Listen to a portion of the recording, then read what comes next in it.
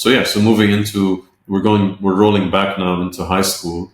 And high school, when you look at that space, really the types of things we should be looking at is a lot of, what do you enjoy doing? What are you good at? Where do you where do you want to put your time? Who are you, type of thing, and also, which is absent from today's high schools, is there should be a lot of dipping your toes into the real world, into work, doing your projects. So education shouldn't be this sort of 20 years in a classroom and then we throw you out into the world of work. It should just gradually increase so that it almost becomes seamless. It starts off, 20% of your time, 34, and eventually you just make that. And then the learning bit continues, right? So in 10 years, you'll be taking a course on how to use AI for kinesiology or whatever it is, right? It will continue, but what will broadly occupy your time is what do I do? And these two things continue. So high school, that's, I would say, those are the big questions that high school should be answering and should be preparing students for. Yeah, nice. Was there anything you wanted to add to the high school section before we move on to nurseries? Well, so generally, I would say if we were to summarize schools, I would continue that thread. I would work it back down. You hear this term a lot today, which is project-based learning, and I think it's being spoken about, but very few people are really able to put it at the center of the curriculum. So what do I mean by that?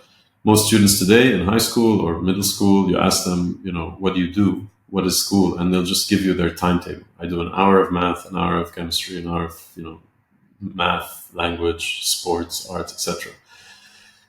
And versus, and then what we try to do is squeeze in. If the school is progressive and they started to see that, hey, this is not working as well as it should, they try and squeeze in these projects somewhere in there. But we spoke about the if the experience is already mind-numbing, we spoke about the students that are trying to numb their way out of it, and then you throw projects on top of it onto them. Like, this is not. It just becomes more burden, more hard work. You're not in the right mindset. How to really make that switch is to put the projects at the center. So actually, your timetable should be the way students should answer that question. What do you do at school? I do projects.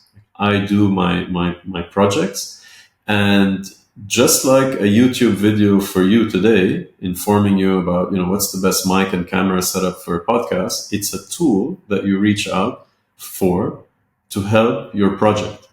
If you don't have a project and I come to you, like, let's take your next door neighbor, could be another student, right? And I want to go and explain to them the importance of 4K versus 1080 at 30 FPS, right? I mean, just because it's Tuesday and that's the lesson I'm going to give him, it's completely useless. He or she has no interest they don't have a project related to that. And so the projects should not be on the side and the periphery. They should be at the center, and we should not be moving until kids are immersed in projects that they're interested in. Once they're interested in those projects, then it becomes, it flows naturally to bring in the subject matter, the math and the chemistry and the physics. So what do I mean by that?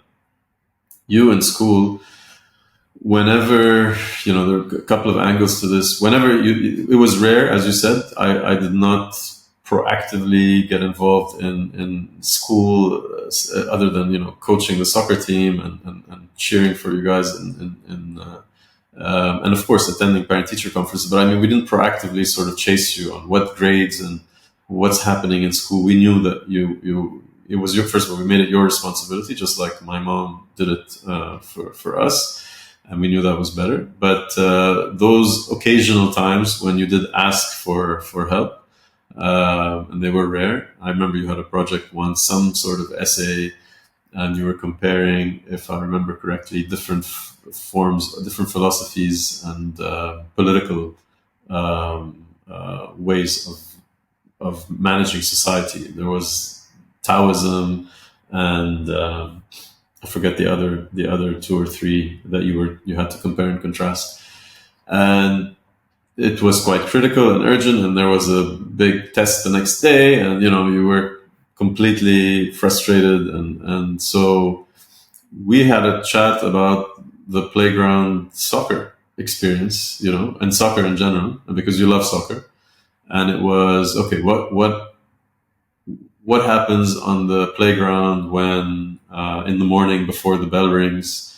What do you like and not like about it? It's totally free. We get to run around. What do you not like about it? Well, some of the kids who don't know how to play or just bigger, they grab the ball and create their own rules and whatever.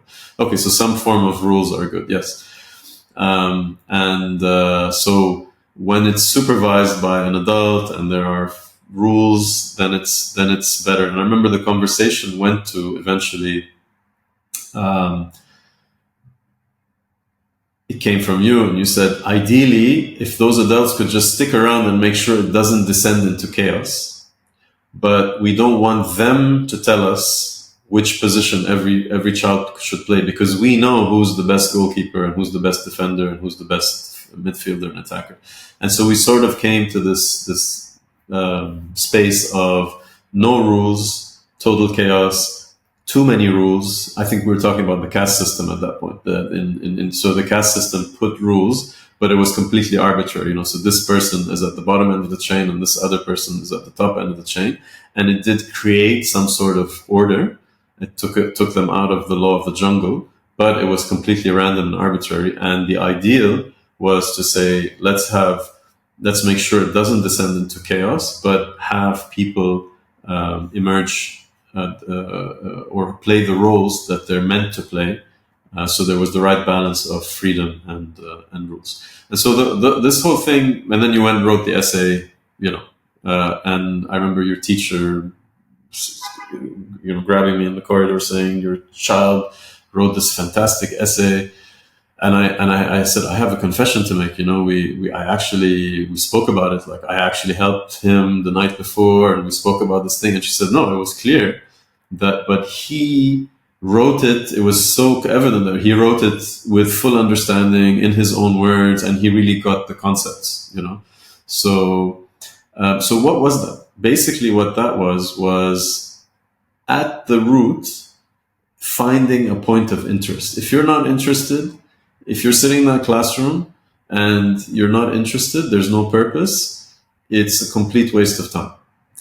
Some kids will manufacture that interest, and we spoke about that. They'll create this fictitious interest, which is the grade.